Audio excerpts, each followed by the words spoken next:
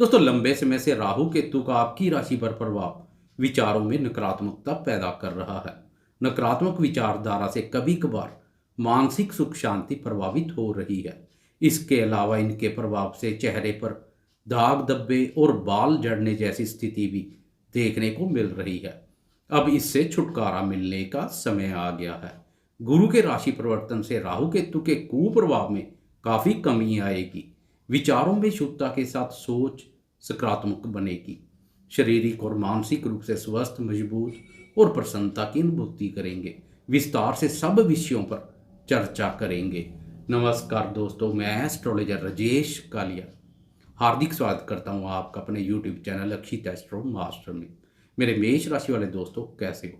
दोस्तों, 22 अप्रैल को गुरु राशि परिवर्तन कर आपकी राशि के प्रथम भाव अर्थात आपकी राशि में प्रवेश कर जाएगा। राशि में राहु और गुरु का युति योग बनेगा।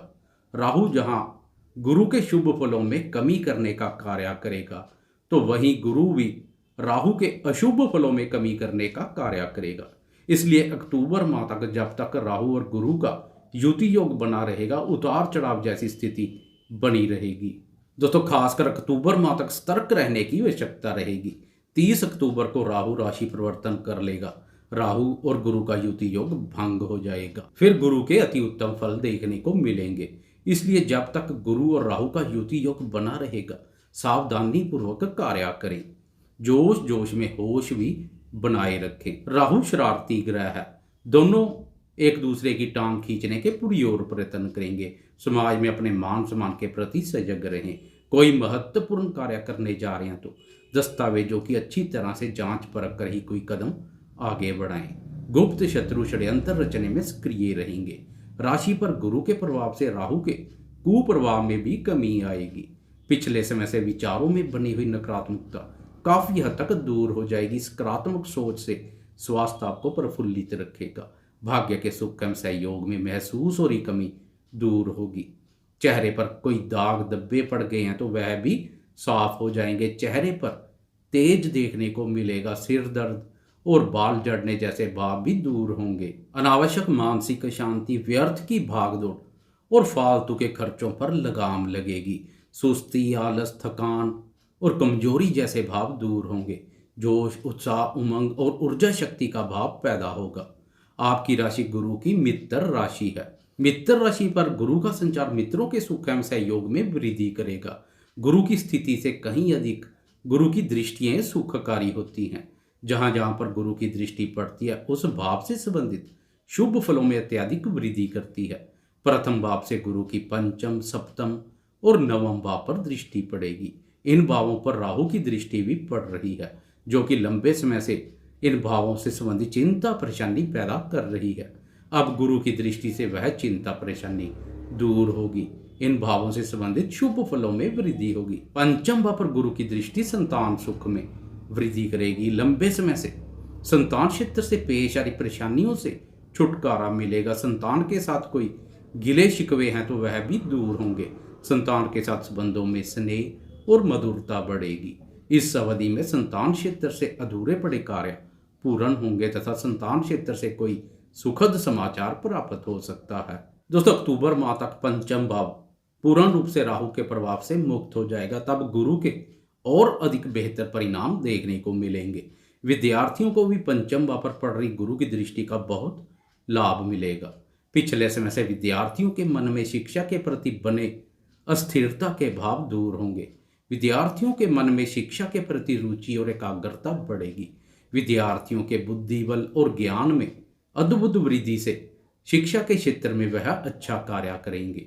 इसके अलावा प्रेमियों के प्रेम संबंधों में सकारात्मक मोड़ आएगा। प्रेमी अपने प्रेमी जन की भावनाओं और विचारों का आदर करेंगे। पुराने समय से टूटे हुए प्रेम संबंध और रूठे हुए प्रेमी फिर से प्रेम जीवन में दस्तक देंगे। गुरु के प्रभाव से प्रेम संबंधों में निस्वार्थ निष्ठा, ईमानदारी, पवित्रता और पारदर्शिता देखने को मिलेगी। मेष राशि वाले मेरे वह दोस्त जो निवेश कार्यों से जुड़े हैं, शेयर बाजार से संबंधित रोजगार करते हैं, उनके लिए भी गुरु की यह दृष्टि लाभप्रद रहेगी। पुराने समय के ठंडे तथा मंदे पड़े शेयरों में अचानक से तेजी देखने को मिल सकती है। आपको अपनी बुद्धि बल और ज्ञान का भी निवेश कार्यों में बहुत लाभ मिलेगा। परंतु कोई नया निवेश करने जा रहे हैं तो सुरक्षित निवेश ही करें, जोखिम पूर्ण निवेश से दूरी बनाकर रखें, क्योंकि पंचम भाव पर राहु की दृष्टि बुद्धि को भ्रमित करने का कार्य करेगी। राहु के छलावे में ना आए। जल्दी से अमीर बनने के चक्कर में लॉटरी, सट्टा और जुए जैसे नैतिक कार्यों से दूरी बनाकर रखें। अक्टूबर माह जब तक राहु का भी प्रभाव पड़ेगा, बुद्धि विवेक से सोच विचार कर धैर्य में संयम पूर्वक कार्य करें। जल्दबाजी में आकर कोई कार्य ना करें। बात करें सप्तम भाव पर गुरु की दृष्टि की, तो सप्तम भाव से दाम्पत्य जीवन, व्यापार और भागीदार का विचार किया जाता है। लंबे समय से दाम्पत्य भाव पर राहु केतु के प्रभाव से जीवन साथी के साथ चले आ रहे मन मुटाव दूर होंगे। दाम्पत्य सुखों में वृद्धि होगी। मेष राशि वाले वह दोस्त जो अविवाहित हैं तथा लंबे समय से शादी विवाह के लिए प्रयासरत हैं, परंतु बार बार शादी विवाह के रास्ते कोई अड़चनें पैदा हो रही है, अब गुरु की शुभता का लाभ मिलेगा। शादी विवाह के रास्ते पेश आ रही अड़चनें दूर होंगी। शादी विवाह सुखपूर्वक संपन्न होगा। भागीदारी के कार्यों से लाभ होगा। भागीदार के रूप में कोई कार्य करना है तो 22 अप्रैल के बाद का समय उत्तम रहेगा। व्यापारियों को भी सप्तम भाव पर पड़ रही दृष्टि का विशेष रूप से लाभ मिलेगा। व्यापार के रास्ते पेश आ रही परेशानियां दूर होंगी। व्यापार में तेजी आएगी।